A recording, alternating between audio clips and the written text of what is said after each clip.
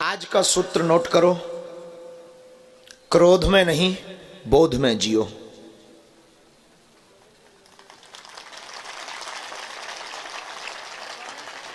क्रोध में आप आवेश में जियोगे, आपकी जिंदगी में सदैव रोड़ा बने रहेंगे। आप रामचरितमानस के एक प्रसंग से जिंदगी में को जीना सीखना चाहते हो तो सुन लीजिए। हनुमान जी जब लंका जाते हैं तो रास्ते में सुरसा नाम की एक देवी मिलती है। जस जस सुरसा बदन बढ़ावा तास दून कपिरूप दिखावा। सुरसा नाम की देवी ज्यों ज्यों अपना रूप बढ़ाती है, हनुमान जी उससे डबल अपना रूप बना लेते हैं। क्योंकि सुरसा ने कहा कि हमें देवताओं ने भेजा है, मैं आई हूं, मैं भूखी हूं, मैं तुम्हें खाऊंगी। हनुमान जी ने कहा कि अगर आपको खाना है तो खा लो, मुझे कोई दिक्कत नहीं है, लेकिन याद रखो मां, अगर तुम्हारी आज्ञा हो तो मैं पहले राम काज कर आऊं, फिर मुझे खा लेना, कोई दिक्कत नहीं। लेकिन सुरसा कहती है नहीं, मैं तो अभी खाऊंगी। हनुमान जी कहते हैं ठीक है, मैं तैयार हूं। सुरसा अपना मुख बढ़ाती, जस जस सुरसा बदन बढ़ावा। ज्यों ज्यों सुरसा अपना मुख बढ़ाती त्यों त्यों हनुमान जी अपना रूप बढ़ाते। 16 जोजन मुख थे ठयऊ, तुरत पवन सुत 32 भयऊ। सुरसा ने 16 योजन का मुख किया, हनुमान जी ने 32 योजन का शरीर कर लिया। सुरसा ने अपने मुख से नापा तो मुख में जा नहीं रहा था शरीर, क्योंकि डबल है, मुख छोटा है। उसने अपना और मुख बढ़ाया। अंत तो गत्वा सुरसा रुकी नहीं, 7 योजन तही आनन कीन्हा। उसने 100 योजन का मुख बना लिया। हनुमान जी का को एक उपाधि बुद्धिमताम वरिष्ठिम की है। हनुमान जी ने सोचा कि इसने 100 योजन का मुख बनाया, अगर मैं बचना चाहूं तो मुझे 200 योजन का शरीर चाहिए। और अगर मैं 200 योजन का मुख बना भी लेता हूं तो शायद हमारे कान राम जी के पास पहुंच जाएंगे और नाक जानकी मां के पास। इतना बड़ा रूप लूं, इतना धारण भी कर लूं, तब भी कोई बात नहीं बननी है, क्योंकि इसे मानना नहीं है, ये मुझसे डबल अपना मुख बना लेगी। हनुमान जी की बुद्धि का परिचय देखना आप, और अपनी जिंदगी में सूत्र को आप अपनाना। जैसे ही उसने 7 योजन तही आनन कीना, हनुमान जी समझ गए कि अब बड़ा संकट सामने आ गया है। तुरंत हनुमान जी अति लघु रूप पवन सुत लीना, एकदम छोटे से हनुमान जी हो गए। लघु रूप धारण करके हनुमान जी, और संसार के जितने भी डॉक्टर यहाँ पर बैठे हुए हैं, डॉक्टरी की पढ़ाई कर रहे हैं, जितने भी बाद में इस बात को सुनेंगे, आपको सुनकर आश्चर्य होगा। खैर, प्रमाण करने के लिए हमें आपसे कोई परमिशन नहीं लेनी है। संसार की पहली एंडोस्कोपी अगर किसी ने शुरू की तो वो हनुमान जी ने शुरू की। सुरसा के मुख में जाकर के देखा कि इसकी किडनी लीवर ठीक है कि नहीं है। अति लघु रूप पवन सुत लीना, बदन पयठ पुनि बाहर आबा। अंदर गए, फेफड़ा ठीक है कि नहीं, बढ़िया पंपिंग कर रहा है। किडनी कैसी है, ठीक ठाक है, बाद में इन्फेक्शन हो सकता है अगर हम टिकेंगे तो। लीवर बढ़िया है। सब देख दाग के हनुमान जी एंडोस्कोपी करके बाहर निकल आए। एक सज्जन ने हमसे कहा कि सुरसा ने अपना मुख बंद क्यों नहीं किया जब हनुमान जी गए। हमने कहा पगला, मुख छोटा थोड़ी था, तेरे जैसा 1.5 अंगुल का मुख थोड़ी है कि तू एक ठिया चिरोजी दाना रखो चट दाई टपा दे। 100 योजन का मुख। कभी तूने ट्राली देखी है? ट्राली जब पेसर से ऊपर जाती है तो जाने में भी टाइम लगता है और बंद होने में भी टाइम लगता है, तो उसको मुख बंद करने में भी तो टाइम लगा होगा, तब तक भाई साहब एंडोस्कोपी कराए। और श्री हनुमान जी बाहर निकल आए। अति लघु रूप पवन सुत लीना।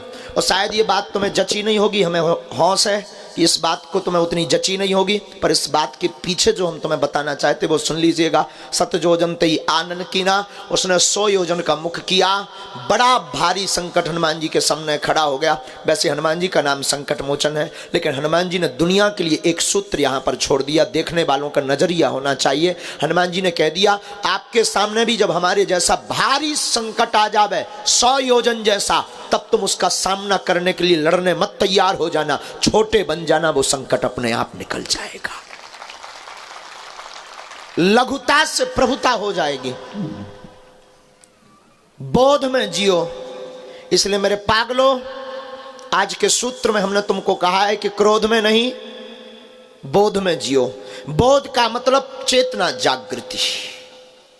बोध का मतलब परे देखना, बोध का मतलब लॉजिकली आपकी बुद्धि और आपकी चेतना इतनी लॉजिकली हो जाए कि आप परे देखना प्रारंभ कर दो। कई बार हमें बड़ी हंसी आती है और कई बार दरबारों में हम बोल भी चुके हैं, हमारे पास व्यक्ति आता है तो उसकी मन की कल्पना होती है कि हम जाएंगे तो ये हमारे बाप का नाम बता देंगे, हमारे परदादा का नाम बता देंगे, हमारी मन की बातें बता देते हैं देंगे।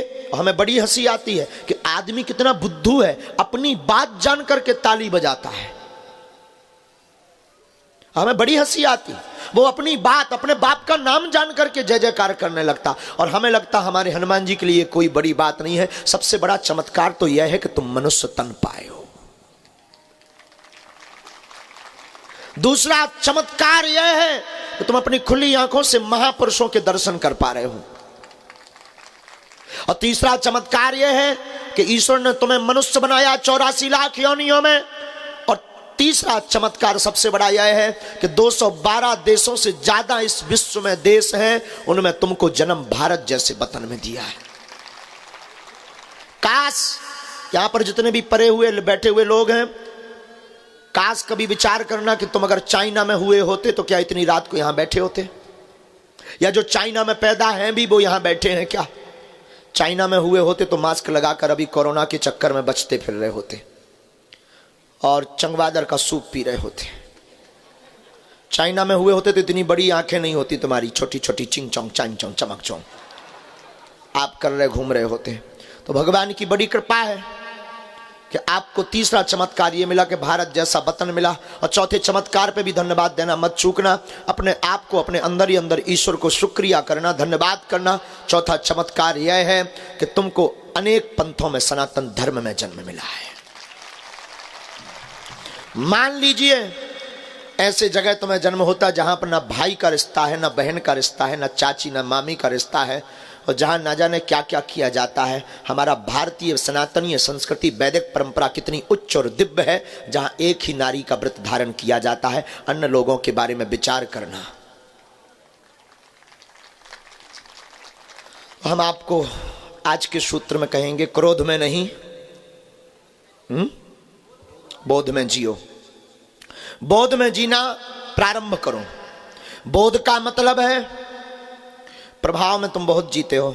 हम लोग भी इतने टेम्परेरी लोग हो गए हैं, बहुत ही समय बदलू लोग हो गए हैं। पुराने ज़माने में किसी फिल्मी दुनिया वालों ने गीत बनाया था, मौसम की तरह तुम भी बदल तो न जाओगे। और वैसे ये बात कोई बड़ी बात नहीं है, और ये बदल रहा है। रोज़ इंसान गिरगिट जैसे रंग बदलता है। कोई बहुत बड़ा अमीर आदमी आ जाता है तो घर में स्वागत की टेबल अलग होती है, उसकी टेबल पर होते हैं काजू मखाने, बहुत बड़ी अच्छी अच्छी डिश। कोई नॉर्मल टाइप का आदमी आता है तो बिस्कुट और नमकीन में ही उसको निकाल दिया जाता है। और कोई बहुत छोटा आदमी आता है तो सिर्फ चाय के लिए पूछा जाता है। और कोई घर का काम करता या कोई पड़ोसी आ जाता तो पानी भर के लिए पूछा जाता। और यहाँ तक कि हमने देखा है कोई रोज मिलने वाला आता है तो पानी तक को नहीं पूछा जाता है। इसलिए वो गीत बहुत सिद्ध होता है, मौसम की तरह तुम भी बदल तो न जाओगे। बदल क्या जाओगे, बदल रहे हो। हम लोग समय के हिसाब से जी रहे हैं, बोध में नहीं जी रहे। और आज का दूसरा सूत्र नोट करो, प्रभाव में नहीं स्वभाव में जियो। प्रभाव टिकता नहीं है। प्रभाव में आप किसी को अपना बनाओगे, वो आदमी आपके पास तब तक रहेगा, तब तक आपकी जय जयकार करेगा जब तक तुम्हारे पास प्रभाव रहेगा। स्वभाव से किसी को अपना बनाओगे तो जब तक तुम मर नहीं जाओगे तब तक पीछा नहीं छोड़ेगा।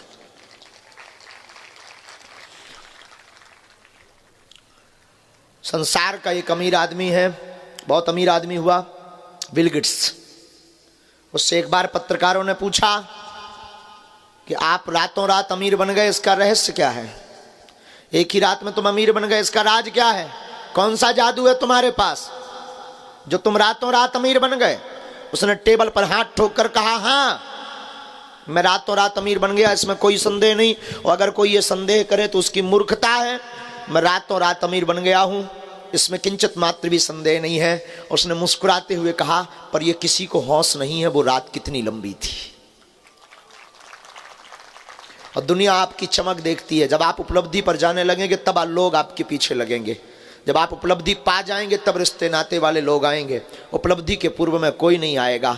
इसलिए मेरे पागलों, आज की रात तुम खोकर मत जाना, आज की रात में कुछ पाकर जाना।